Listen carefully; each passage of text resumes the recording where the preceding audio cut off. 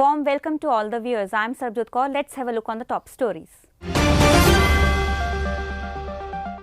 Protesting farmers have called a meeting later in the day to take a decision on the centre's offer to hold talks as they continue their agitation at Delhi border points against the government's new farm laws. Agriculture Minister Narendra Tomar on Monday had invited leaders of farmer unions for talks on Tuesday instead of December 3rd, citing the COVID pandemic and coal. We will hold a meeting on Tuesday to take a decision whether we should accept the centre's offers or not, Baljit Singh Mahal, a farmer leader, said. Thousands of farmers stayed put at various Delhi border points for the sixth consecutive day on Tuesday, protesting against the new farm laws, which they fear will dismantle the minimum support price system and corporate farmers.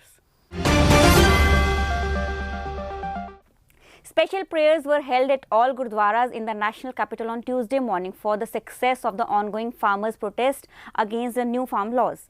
Delhi Sikh Gurdwara Management Committee President Manjinder Singh Sirsa said the ardas was held at all the Gurdwaras for the fulfillment of the demands of the protesting farmers. Sirsa said the DSGMC also condemns those, including the BJP leaders, who are alleging that the protesting farmers are Khalistanis and terrorists, he said after attending a prayer at the Bangla Sahib Gurdwara.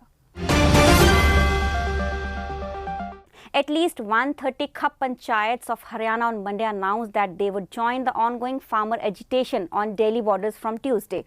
All Khap men are first farmers and then leaders, Khap spokesperson Jagbir Malik told the media. They are associated with the farmer agitation from day one. As Haryana Chief Minister Manohar Lal Khattar said, the farmers of the state were not associated with the agitation. It is a wrong statement. The farmers of Haryana have been associated with this agitation, he said. The centre should open the Indian side of the Kartarpur corridor, Punjab CM Captain Amrinder Singh said today. He was speaking on the sidelines of the 551st Prakash Purab celebrations here. I don't know why the centre is not opening the Kartarpur corridor. I can't say if it has anything to do with the COVID. However, now that everything has been reopened and Pakistan has opened its side of the corridor, India should do likewise, he emphasized.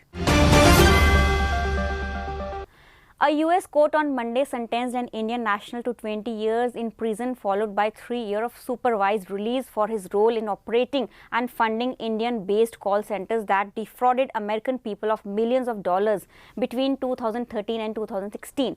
Hitesh Madhubhai Patel of Ahmedabad was sentenced by US District Judge for the Southern District of Texas, David Hittner. He was sentenced for the charges of wire fraud, conspiracy and general conspiracy to commit identification fraud, access device fraud, money laundering and impersonation of federal officer or employee.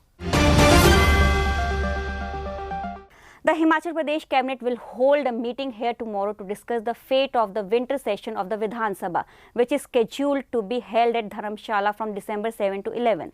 It is in view of the sudden surge in COVID cases and the high fatality figure that the possibility of the session being postponed has arisen. Even though an all-party meeting was held to deliberate on the issue, it could not touch a consensus. Hence, it was decided to place the matter before the Cabinet for a final decision, even though the dates for the session have already been notified. Polling got underway on Tuesday morning in the second phase of District Development Council elections in Jammu and Kashmir amid chilly conditions and tight security arrangements. Polling began at 7 a.m. Initial reports suggest that only a few people have so far turned out at polling stations due to early morning winter chill.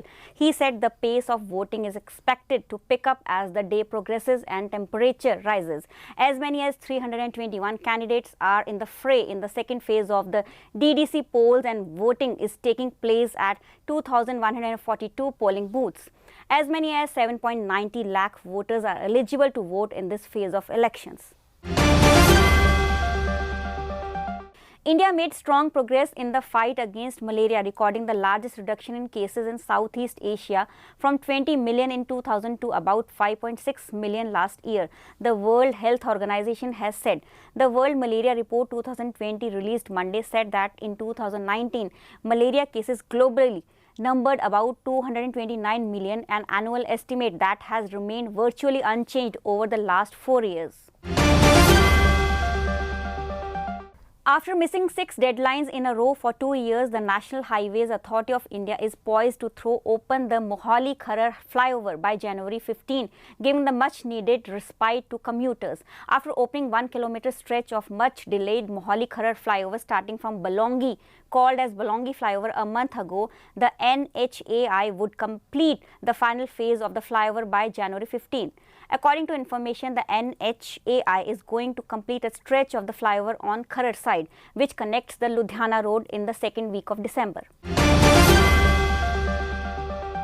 China discussed the possibility of resuming joint military training and cooperation with Nepal during its Defence Minister Zheng Weifang's visit to Kathmandu. General Wei offered firm support to Nepal to safeguard its sovereignty, independence and territorial integrity, the Chinese Defence Ministry has said here on Monday. Nepal shares borders with 3 countries, India, China and Bhutan. The visit comes within days of Foreign Secretary Harshvardhan Shringla's visit to Kathmandu and 3 weeks after the Indian Army Chief General M.M. Narawane was in Nepal. However, while being open to military cooperation, Nepal didn't appear to have crossed an Indian red line on discussing trade in military equipment.